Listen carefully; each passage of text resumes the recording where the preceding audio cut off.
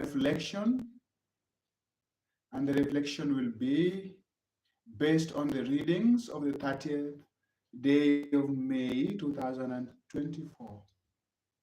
Our readings are from the first letter of St. Peter, chapter 2, verse 2 to 5, and then again 9 to 12.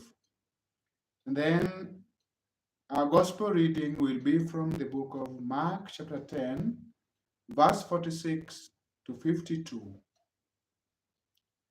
From the letter of St. Peter, there's a lot of symbolic language that has been used by St. Peter to convey a very special message that he needs to pass to you and to pass to me. And just to pick on some which are so much appealing to me and the ones that I've picked to reflect upon, the first one that I picked from the first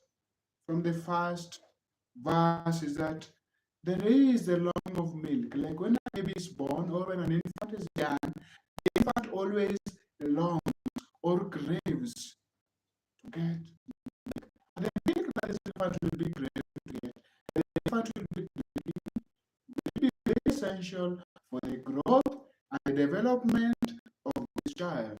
And that's why this child will be longing to get his milk from the mother. And this is what this letter of St. Peter puts and plays to us. First of all, and what does this try to communicate to me? It means that we too as Christians, there is something that we should be craving for. Something that is not just for the sake of craving, but something that we long for because of the benefits that it will bring to our lives. The small baby who's craving for milk, it is because this milk is very essential for the development and for the growth of this child. For us, what do we long for? Or what do we yearn for? That is Jesus Christ. Because we know that with Jesus Christ in our lives, we accomplish a lot. We are able to move on and to move on with a lot of strength, with a lot of courage, with a lot of determination, and more so with a lot of success, because we have one who is able to conquer, one who is able to win when we involve him in our lives. And if we have tasted, if the child tastes the goodness of this milk, he or she will continue yearning for this milk. That is why it is always even very hard for mothers to let go the children from breastfeeding. The children find it hard to leave. That is why they have to use so many techniques so that the child can stop breastfeeding. But what do we learn? That we too have tasted the goodness of Jesus Christ. We have seen the impact of our relationship with God and what it has created in our lives, the successes, the achievements that we have made, the accidents that we have avoided because of being in touch with God. And so, if we are in touch with God, we should always long and long for Him more. Let us not be like the people who rejected Jesus Christ. That is why St. Peter, or a reading from this first, the letter of St. Peter says that this Christ we long for was rejected by men, but was chosen by God. Let us not be among those who continue to reject Jesus Christ in our present age, but let us choose Jesus to be in our lives as a true model of our lives and how we should be living our lives as Christians. And when we choose Christ, it means that we'll continue longing for Him and we'll continue to have Him even more in our lives and in everything that we do. And that is why in our gospel reading from Mark chapter 10, verse 46 to 52, we encounter one man who has a greater longing for Jesus Christ. And who is this man who has a greater longing for Jesus Christ in the Gospel of Mark that we'll be reading on this day? Is Bartimaeus. Bartimaeus, upon realizing that Jesus is passing, he yearns for Jesus Christ and he moves, he shouts, even if he's being stopped, even if he's being rebuked, he shouts because the one that he longs for, the one that he has been yearning to meet, is passing right near him. And that is why he goes ahead to shout. And this yearning and this longing for Jesus Christ finally restores his life. And that is why we find that Jesus who is passing by listens to Jesus. Jesus passing by listens to Bartimaeus, who is openly pouring himself out to Jesus Christ without fear, pouring out his pain, pouring out his problems, his challenge, and his wish to see again. And what do we learn from this? The encounter between Jesus and Bartimaeus. I know we have always had a lot of things about, or a lot of reflections, a lot of homilies about whatever we learn from the gospel of Bartimaeus and Jesus. But today, what do we want to learn from this gospel? The first thing that we learn, that faith in Jesus will never let us down. When we have faith in Jesus, we will never be let down. Put this into writing. When you have faith in Jesus, you will never be let down. That is the first thing that you should learn from the story of Bartimaeus and Jesus. And you learn it from Bartimaeus. Bartimaeus had faith in Jesus, and he did this with a lot of determination. He had faith in Jesus, which was so active, making him to shout and call on Jesus despite the challenges that he underwent. Despite being suppressed to keep quiet, he shouts so that Jesus could hear him.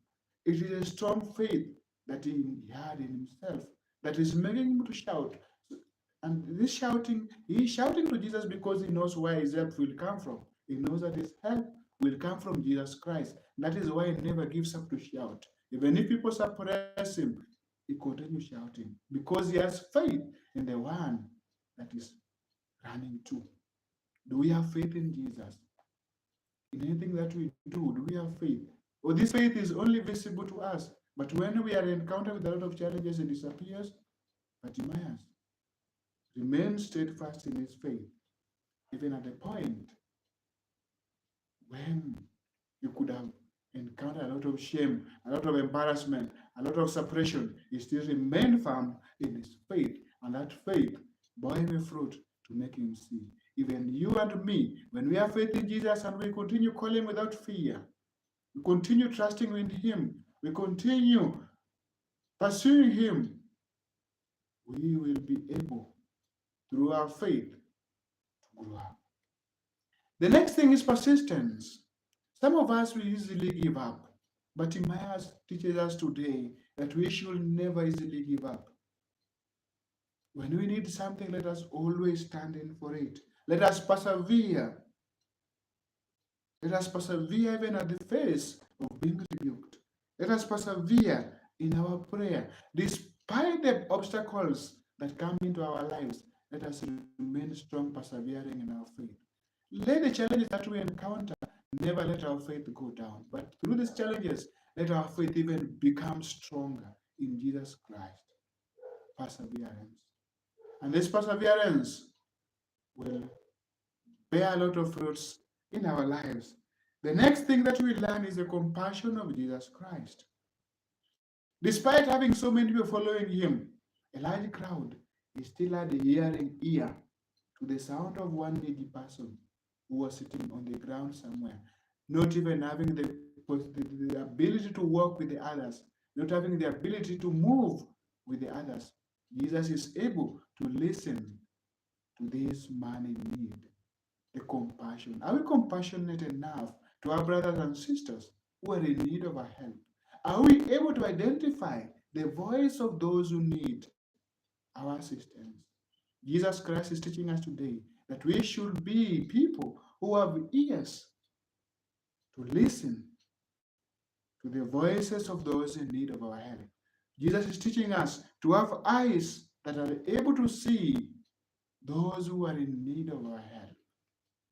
That is what Jesus is trying to teach us today in this gospel of Mark chapter 10, verse 46 to 52, that we should be compassionate in everything that we do. For Jesus Christ himself has been so compassionate to us. Hence, we are called upon to emulate Jesus by being compassionate to others too.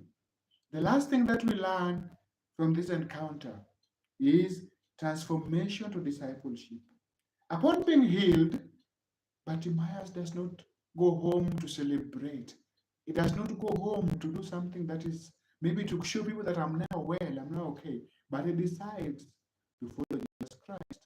Some of us, after achieving whatever we have requested from Jesus, after our prayers have been answered, it's very easy for us to forget about the one who saved us. It is very easy to abandon Jesus Christ and celebrating celebrations that are not in line with the worship of Jesus Christ. After our prayers have been answered, it is very easy to forget the one who answered our prayers. But today, Bartimaeus is teaching us that even after being healed, after the sight being restored, it does not restore to go and enjoy life somewhere else. But through this healing, it takes even Jesus Christ. Like there is a bond that becomes even stronger between him and Jesus.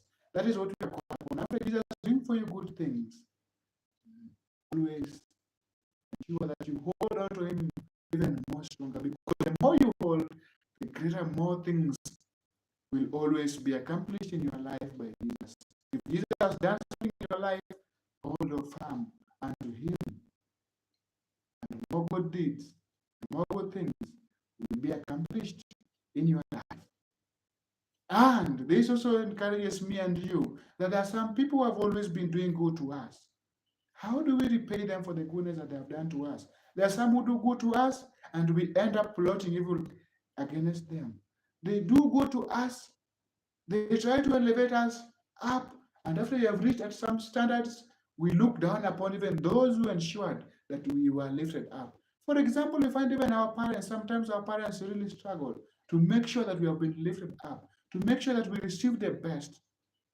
What happens after you have received the best, after you have got the greatest employment, after you are living your dream life? Sometimes we forget them. Never forget the one who helped you. Never forget the hands that fed you. Never forget that person who sacrificed for you.